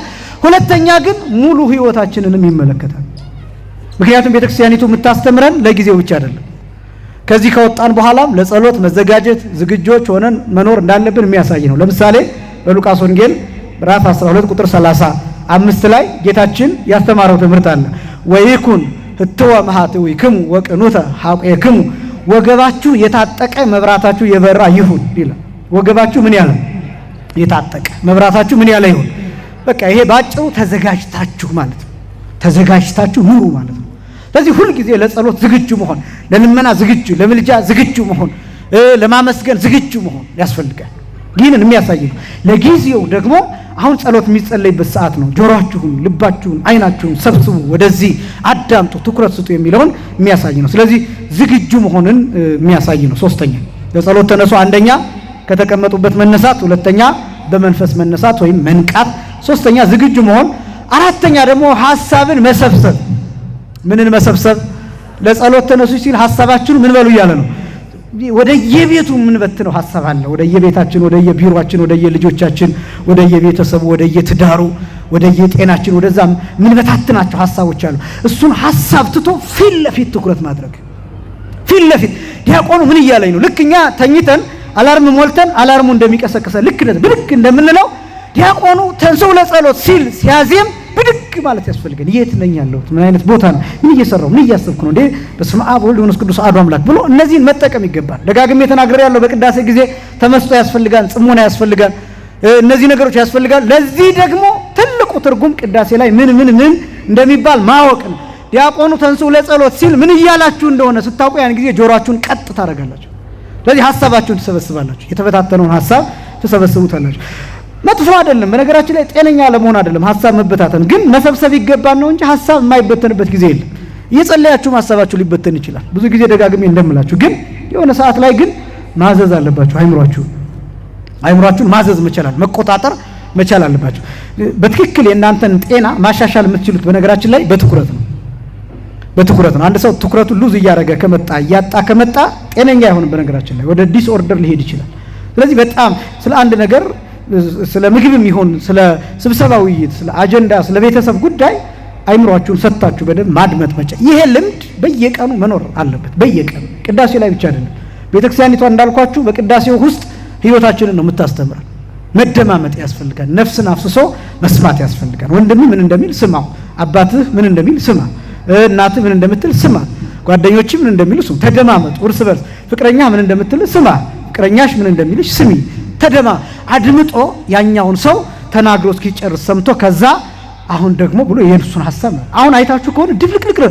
ቆይ እኔን ስማ፣ ቆይ እኔን ነው የምልህ እየተባለ ሰዓቱ ያልቃል። ሁሉም ቦታ ሁሉም ተናጋሪ። እነዚህ ነገሮች መጥፎ ናቸው፣ ስርዓትም አይደሉም። በቃ በቤተ ክርስቲያን አንዱ ትልቁ ነጥብ ይሄ አሁን እኔ ማስተምራችሁ ትምህርት ለህይወታችሁ ለነፍሳችሁ ከምትይዙት በተጨማሪ እኔ እየተናገርኩኝ እናንተ ይህን ያህል ሰዓት ዝም ብላችሁ መስማታችሁ ቫልዩ አለው። በነገራችን ላይ በህይወት ውስጥ ቫልዩ አለው። እንዳልኳችሁ እነዚህ ናቸው ወደፊት እየቀነሱ የሚመጡት እነዚህ ናቸው። ለምሳሌ አሁን አንድ ቦታ የሃይማኖትን ቦታ አልነግራችሁም። አንድ ቄስ ማስተማር ያለበት ተብሎ የወጣ አዋጅ መመሪያ ውጭ ሀገር ነው። 8 ደቂቃ ብቻ የትምህርት ሰዓት። ስንት ደቂቃ አልኳችሁ? 8 ደቂቃ። ለምንድን ነው እንደዛ የተደረገው? ሰዎቹ ከ8 ደቂቃ በላይ መስማት አይፈልጉም። ከ8 ደቂቃ በላይ መስማት አይፈልጉም።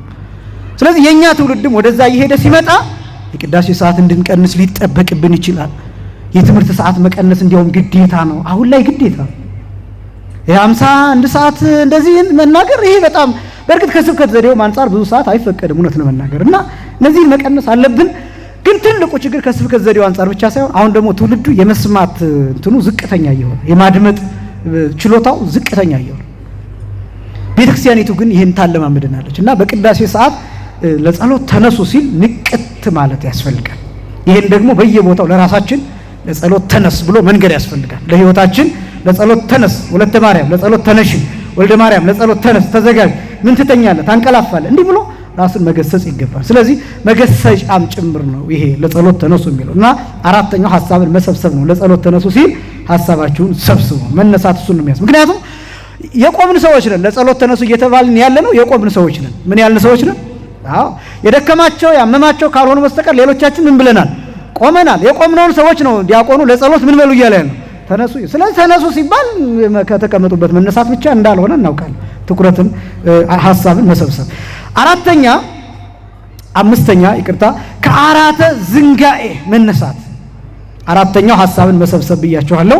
አምስተኛው ከአራተ ዝንጋኤ መነሳት ማለት ከመርሳት አልጋ። እስኪ በሉ ከመርሳት በሉ አልጋ መነሳት። ከምን አልጋ መነሳት? ከመርሳት አልጋ መነሳት ነው። አምስተኛው ይሄ ነው። ለምን ነው ከመርሳት አልጋ መነሳት ሲባል?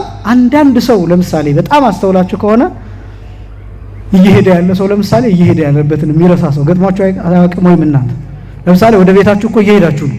እንዴት እንደሄዳችሁ አታውቁም። በየት በኩል እንደሄዳችሁ አታውቁም። እቤታችሁ ትደርሳላችሁ።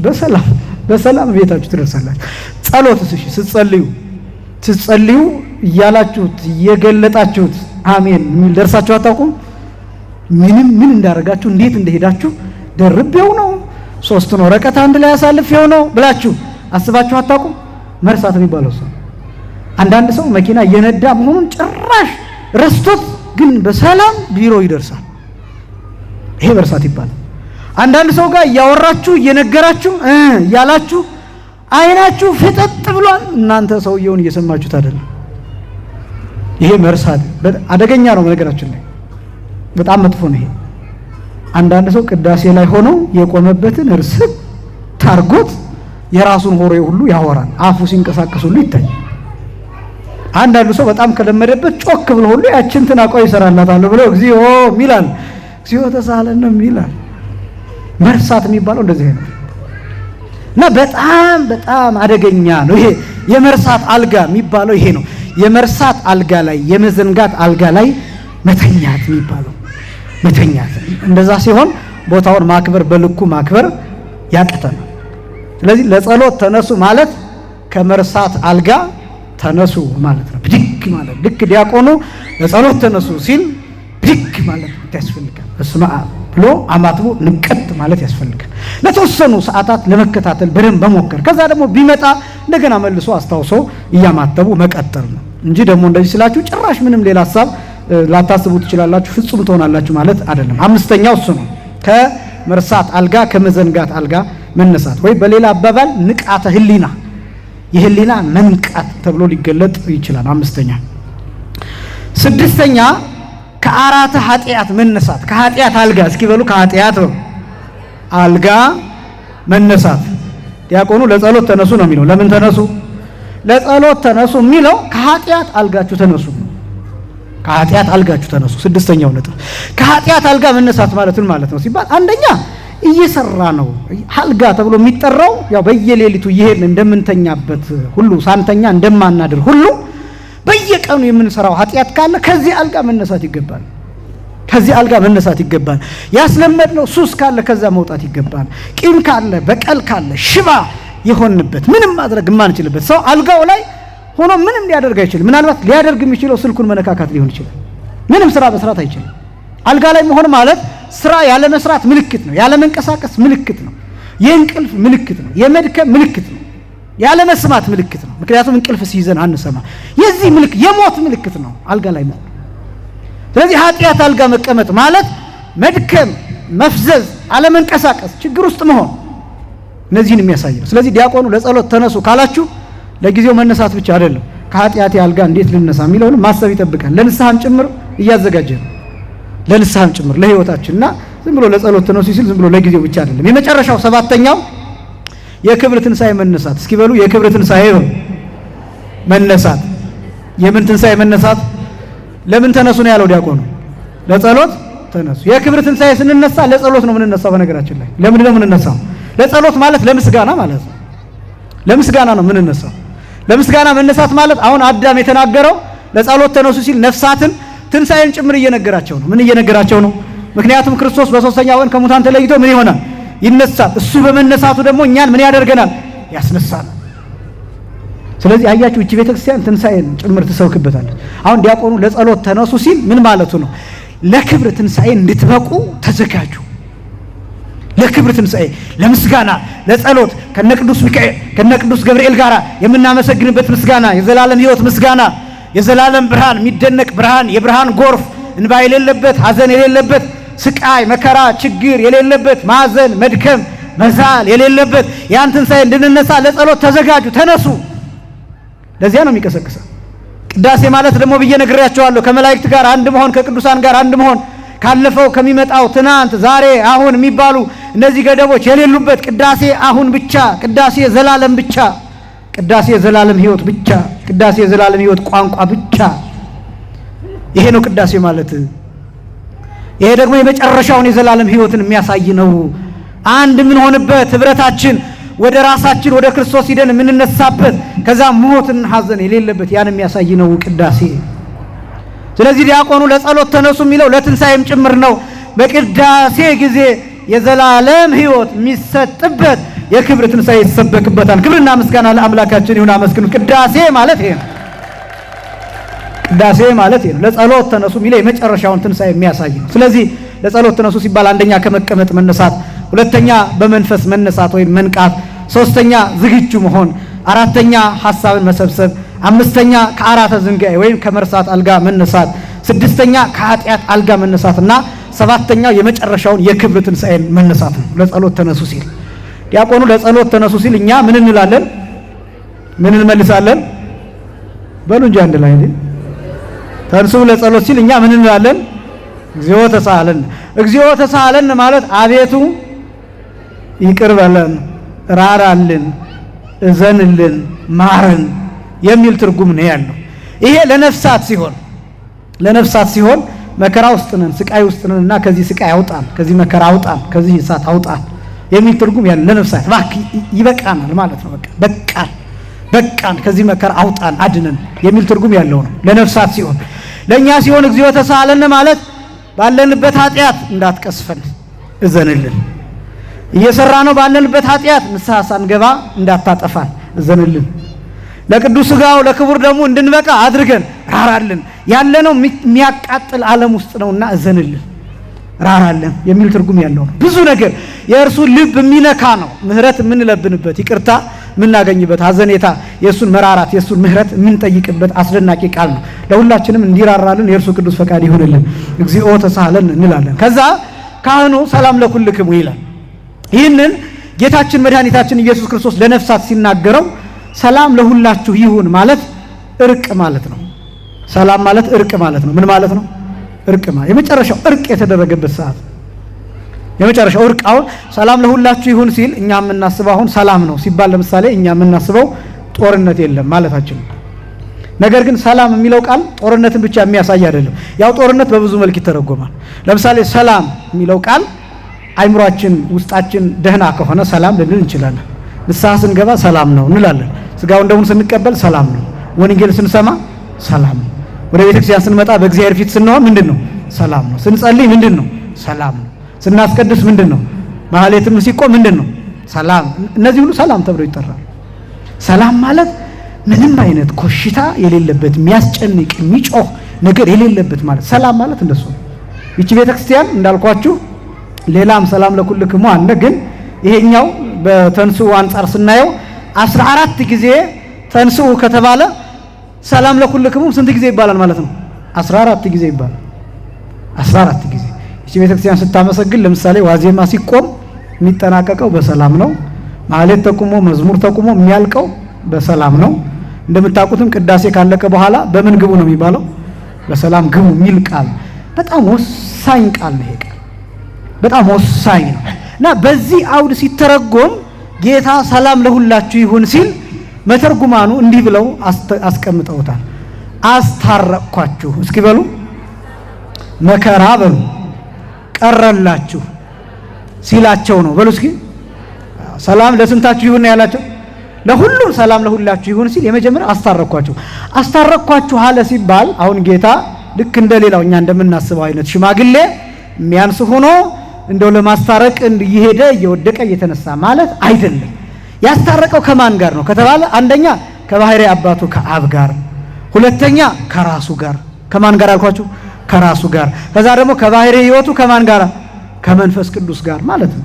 አሁን ወኮነ አራቄ ይላል የእሑድ ውዳሴ ማርያም ላይ ቅዱስ ኤፍሬም ሲናገር ለሐዲስ ኪዳን አስታራቂ ሆነ ይላል። ቃል በቃል ምን ሆነ ይላል?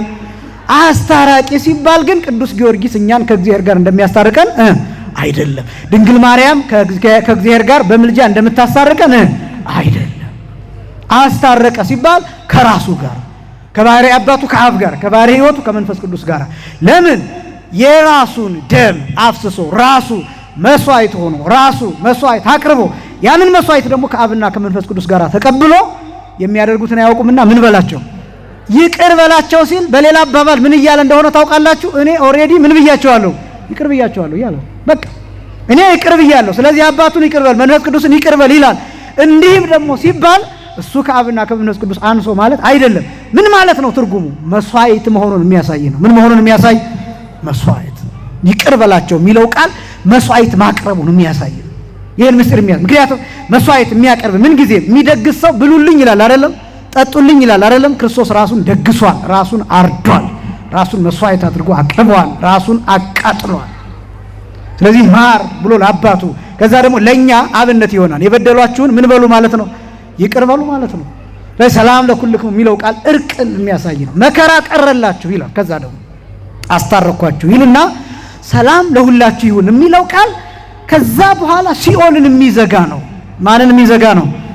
ነጥቆ ነፍሳትን ወደ ገነት የሚወረውር ቃል ነው።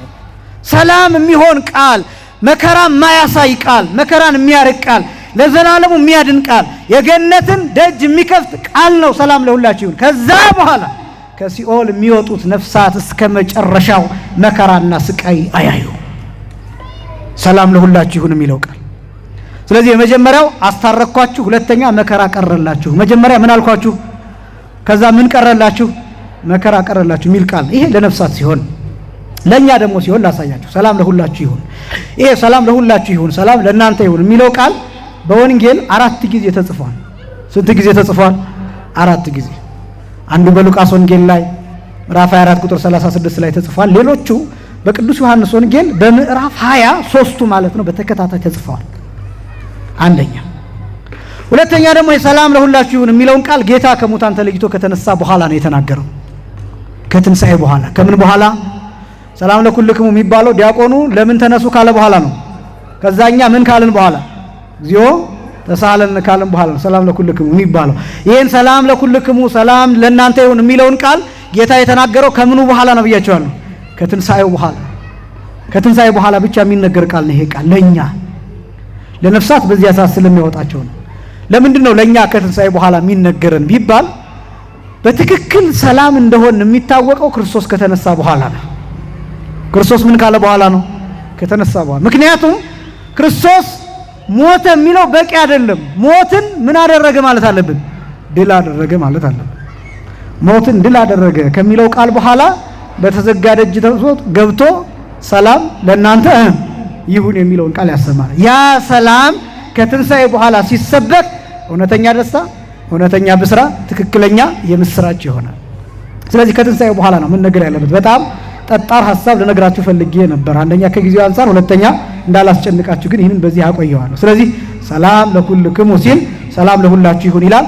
ባጭሩ ግን ሰላም ለሁላችሁ ይሁን ማለት የክብር ትንሣኤ ይሁንላችሁ ማለት ነው። ባጭሩ ሰላም ተብሎ የተጠራው የክብር ትንሣኤ ነው። እስኪ በሉ ሰላም በሉ። የክብር በሉ። ትንሣኤ ነው። የምን ትንሣኤ ነው? ምክንያቱም የመጨረሻው ሰላም የሚረጋገጠው በክብር ትንሣኤ ነው። የፍርድ ትንሣኤ ከተነሳን አያድርገውና ወደ ሲኦል ነው የምንሄደው፣ ወደ ገሃነመ እሳት ነው የምንሄደው። እዚያ ሰላም አለ እንዴ? የለም። የክብር ትንሣኤ ከተነሳን ግን ወዴት ነው የምንሄደው? ወደ መንግሥተ ሰማያት። እዚያ ግን የሰላለም ምን አለ? ሕይወት አለ፣ ሰላም አለ። በቃ መጨረሻው እሱ ነው። ሰላም የሚባለው እሱ ነው። በተዘጋ ደጅ ገብቶ ለሐዋርያት የሰጣቸው ሰላም ይሄ ሰላም ነው። ቤተክርስቲያን ሰላም ለሁላችሁ ይሁን የምትለው ይሄ ነው። በሰላም ግቡ የሚለውም ቃል ወደ ቤታችሁ ሳይሆን ወደ መንግሥተ ሰማያት ነው። ምስጢሩ እሱ ነው። በእርግጥ ለጊዜው በሰላም ወደ ቤት መግባት ነው። ፍጻሜው ግን ወደ መንግሥተ ሰማያት ግቡ። ምክንያቱም ቤታችን ሀገራችን በየት ነው? ቅዱስ ጳውሎስ በሰማይ። ስለዚህ በሰላም ግቡ ሲባል ያው እኛ እንሯሯጣለን፣ ግድ ነው መቼስ፣ ቤት አለን፣ ጥሩ ነው፣ እዚያም በሰላም እንገባለን። ግን ደግሞ በሰላም ግቡ ሲባል ንስሐ ገብታችሁ ስጋውን ደሙን ተቀበላችሁ በሰላማዊ የክርስትና ሕይወት ወደ መንግሥተ ሰማያት ግቡ ማለት ነው። ሁላችንም ለመንግሥተ ሰማያት ያብቃል። ሰላም የሚለው ቃል ግልጽ ነው አይደለም? የመጨረሻው ምስለ መንፈስከ እንደምን ይደረግልን? እጨርሳለሁ። እንደ ቃልህ በሉ እስኪ ይደረግልን። አንደኛው ትርጉም እሱ ነው። ሁለተኛ ከአንተ ጋር በሉ ባለመለያየት ይደረግልን በሉ። ሁለተኛው ትርጉም እሱ ነው። ሶስተኛው ደግሞ ምስለ መንፈስከ ማለት በአንተ በሉ ያደረ መንፈስ ቅዱስ በእኛም ይደርብን። እነዚህ 3 ትርጉሞች አሉት። ምስለ መንፈስከ ማለት 3 ትርጉሞች አሉት። እንደ ቃል ይደረግልን ልንል እንችላለን፣ ችግር የለውም። ከመንፈስ ጋር ልንል እንችላለን። ምስጢራቱ ግን 3 ናቸው። አንደኛው እንደ ቃልህ ይደረግልን ስንል ምስለ መንፈስከ ነው ያልነው። ግን ቃል የሚለውን ከየት አመጣ ነው ሲባል መንፈስ ቃል ተብሎ ይተረጎማል። መንፈስ ምን ተብሎ ይተረጎማል? ቃል ተብሎ። ለምሳሌ መጽሐፈ ሄኖክ ብትመለከቱ የሄኖክ የአቤል ነፍስ በምትከስበት በምትጮህበት ቦታ ሄኖክ ዛ መንፈስ ዘመኑ ብሎ ጠይቋል። ያ ቃል የማን ነው ብሎ ጠይቋል። ይሄ ማለት ይሄ የሚጮኸው ድምጽ የማን ነው ና ብሎ ይጠይቃል። መልአኩ ይነግረዋል። የአቤል ነፍስ ናት እየከሰሰች ነው እስከዛሬ ይላል። የወንድሙን የቃየልን ነፍስ እየከሰሰች ነው ይላል። ስለዚህ መንፈስ የሚለው ቃል የሚለውን ያሳያል። ስለዚህ ምስለ መንፈስከ ብለን እንደ ቃል ይደረግልን ስንል ትርጉሙ አንድ ያልሆነ ነው አይደል? በትክክል ያልተረጎመ ነው የሚመስለን። ግን መንፈስ የሚለው ቃልን ተክቶ ምስለ መንፈስከ ማለት እንደ ቃል ይደረግልን ማለት ነው። እንደምን ይደረግልን? ሁለተኛ ምስለ መንፈስከ ስንል መንፈስ የሚለው ህብረትን ያሳያል። ምንን ያሳያል? ህብረትን፣ አንድነትን ያሳያል መንፈስ የሚለው ቃል። ስለዚህ ምስለ መንፈስከ ሲል ካንተ ጋር ባለመለያየት ይደረግልን። ለምን? አንተ ይህንን ተናግረህ ከዚህ በፊት ነግሬያቸዋለሁ። የሚቀድስ ሁሉ ይቀደሳል ማለት አይደለም። ይሄን አስተውላችኋል አይደለም? የሚቀድስ ሁሉ ይቀደሳል ማለት አይደለም። የሚያቆርብ ሁሉ ይቆርባል ማለት አይደለም። ሊወሰድበት ይችላል። እግዚአብሔር ይጠብቀን ሁላችንንም። ስለዚህ መቀደስም ያስፈልጋል። አንዳንዶቻችንን እግዚአብሔር ምክንያት አድርጎ እናንተን እንድትመለሱ ያደርግና እኛ ግን ልንጠፋ እንችላለን። በነገራችን ላይ እግዚአብሔር ይጠብቀኝ እንጂ እኔ ብዙ ሰው መልሼ እኔ ልጠፋ እችላለሁ። እግዚአብሔር ይጠብቀኝ፣ ጸሎታችሁ ይጠብቀኝ። ግን እንደዛ ሊሆን ይችላል። አንዳንድ ጊዜ ትምህርታችንና ተግባራችን አልገናኝ ሲል እንደዛ ተረዱት። እውነቴን ነው የምላችሁ። የሚያሳርፋችሁ ነው እሱ። እኔ እያስተማርኳችሁ እንደማስተምረው ባልኖር አይ እሱ የሚያስተምረው ለኛ ጠቅሞናል፣ እሱን ደግሞ እግዚአብሔር እንደሚሆን ያድርገው ማስተዋል ያድለው ብላችሁ ከቻላችሁ መጸለይ፣ አለዚያ ደግሞ ትታችሁ የእናንተን ብቻ ሳትሰናከሉ የእናንተን ብቻ መቀጠል ነው። እና አንዳንድ ጊዜ የሚቀድስ ሁሉ አይቀደስም፣ የሚያቆርብ ሁሉ አይቆርብም። ስለዚህ ለካህኑ እኛ እንጸልይለታለን ማለት ነው። ሰላም ለኩልክሙ ሲል እኛ ምን እንለዋለን? ካንተ ጋር አንተንም አይለይ ካንተ ጋር በአንድነት ባለመለያየት ይደረግልን እንለዋለን ማለት። ስለ መንፈስከ የሚለው ከህብረት ጋር የሚለውን እንተረጉምበታለን። ሶስተኛ ምስለ መንፈስከ የመጨረሻው መንፈስ የሚለው መንፈስ ቅዱስን ነው። መንፈስ የሚለው ማንን ነው? መንፈስ ቅዱስን ነው። ስለዚህ ምስለ መንፈስከ ከመንፈስህ ጋራ ስንል ምን ማለታችን ነው? በአንተ ያደረ መንፈስ ቅዱስ፣ ለአንተ የገለጠልህ መንፈስ ቅዱስ፣ ያንተን ስልጣን የሚጠቀም መንፈስ ቅዱስ በአንተ እንዳደረ በእኛም ላይ ምን ይበልብን ይደረብን ብለን እንጸልይበታለን ማለት ነው። ይህንን ምስጢር የሚያሳይ ነው። ጌታችንን መድኃኒታችንን ኢየሱስ ክርስቶስን ግን ነፍሳት ያሉት እንደ ቃልህ ይደረግልን ነው ያሉት። እንደምን ይደረግልን? ምክንያቱም ጌታን በአንተ ያደረ መንፈስ ቅዱስ በእኛ ይደረብን ማለት አይቻልም። ምክንያቱም መንፈስ ቅዱስ የባህሪ ምኑ ነው? ህይወቱ ነው። በስልጣንም እኩል ናቸው፣ አንድ ናቸው። ሁለተኛ ደግሞ ካንተ ጋር ባለመለያየት ይደረግልን አይባልም። ለምን? እንደዚህ ካሉ እና አዳም ምን እያሉ ነው? አንተንም ከሲኦል ያውጣህ እንደማለት ይሆናል። አያችሁ፣ ጠንቅቆ መረዳት ይፈልጋል። ስለዚህ ለጌታ ሲሆን እንደ ቃል ይደረግልን ማለት የተናገርከው ቃል በእኛ ህይወት ሆኖ ይስራልን ከሲኦልም ያውጣን የሚል ትርጉም ያለው ነው። ተንሥኡ ለጸሎት ከረጅሙ ባጭሩ ይሄን የሚያሳይ ሐሳብ ነው። እንግዲህ ይህንን ስንሰማ ከሲኦል እንደምንወጣ ከመከራ ከኃጢአት ከልዩ ልዩ መከራና ክፉ ነገር እንደምንወጣ ለዚህም እንደምንጸልይ አስበን መሆን አለበትና ቀላል አይደለም። በቅዳሴ ጊዜ የሚባለው አዳምን ከሲኦል የጠራ ነፍሳትን ሁሉ ከሲኦል ያወጣ ወደ ገነት ያስገባ ቃል ነው። ስለዚህ እነዚህን ቃላት ስንለዋወጣቸው እንዲያው በተለምዶ ዲያቆኑ ተንሥኡ ለጸሎት ሲል እንደው ድምፁ ሲያምር ብለን ልምድ ስለሆነ ብቻ እንደው እንደዚህ ቆንጆ አድርጎ ነው የሚለው ምናምን ብለን አድንቀን ብቻ እንዳንተው ማድነቁ መልካም ነው። ግን ውስጡ በጣም ሰፊ የሆነ ምስጢር ይዘት እንዳለው እንድንረዳው ያስፈልጋል። አምላካችን እግዚአብሔር ልቡናችንን ከፍቶ ቃሉንና ምስጢሩን ተረድተን ከእሱ ጋር በፍጹም ልብ እንድንገናኝ የእርሱ ቅዱስ ፈቃድ ይሆንልን። ያስተማረን የአባቶቻችን አምላክ እግዚአብሔር ይክበር ይመስገን። ሰዓት ስለሌለን ወደ ጸሎቱ ብቻ ወደ ክቡር አባታችን እንሄዳለን። ሳምንት የእናታችን የቅድስት ድንግል ማርያም የቃል ኪዳኗ መታሰቢያ በዓል ነው። እንደሚታወቀው ወርሃዊ ሐሙስ ነው የሚሆነው። ስለዚህ ሐሙስ ደግሞ መምህር ተጋብዟል፣ ዘማሪ ተጋብዟል። ለዚህ ጉባኤውን መታችሁ እንድትካፈሉ። ይሄ የሥርዓተ ቅዳሴው ትምህርት ግን አይኖረንም፣ ለማሳወቅ ያህል ብቻ። በቀጣይም እንደ እግዚአብሔር ፈቃድ የዛሬ 15 ቀን የሰማዕታቱ አለቃ የሆነው የቅዱስ ጊዮርጊስ በዓል ነው። እንደዚሁ ሐሙስ ነው የሚሆነው። ስለዚህ ያን ጊዜም መምህር ተጋብዟል፣ ዘማሪያን ተጋብዘዋል። እንደዚሁ በጉባኤው ተገኝተን ጉባኤውን የምንከታተል ሌሎች መምህራንን የምናደምጥና ከሌሎች ዘማሪያን ጋር የምንዘምር ይሆናል። ስለዚህ ከሁለት ሳምንት በኋላ ባለው 23 ሲደመር 7 ስንት ነው የሚሆነው? 30 አይደለም። ስለዚህ የምንገናኘው እንደ እግዚአብሔር ፈቃድ ሐምሌ 30 እንገናኛለን። ከዛ በኋላ ጾመ ፍልሰታ ነው። እግዚአብሔር ቢፈቅድ በሰላም ብንደርስም እንዲሁ ጠንከር አድርገን የቅዳሴውን ትምህርት በዚህ ክረምት ለማጠናቀቅ እንሞክራለን እንደ እግዚአብሔር ፈቃድ። ምናልባት አሰልቺ እንዳይሆን ስለ ቅዳሴ ብቻ ማስተማር አሰልቺ እንዳይሆን ለመጠንቀቅ በሚመጡት የክረምት ሳምንታት አጠናቀን በሌሎች ተከታታይ ትምህርቶች በእናንተ ፍላጎት የምንጀምር ይሆናል። ጉባኤያቱ የማይረሱ ሆነው ሐምሌ 30 ደግሞ ሳትረሱ እንድንገናኝ አምላካችን እግዚአብሔር በዚሁ አውደ ምሕረት በሰላም እንዲያገናኘን የእርሱ ቅዱስ ፈቃድ ይሆንልን። ያስተማረን የአባቶቻችን አምላክ እግዚአብሔር ይክበር ይመስገን።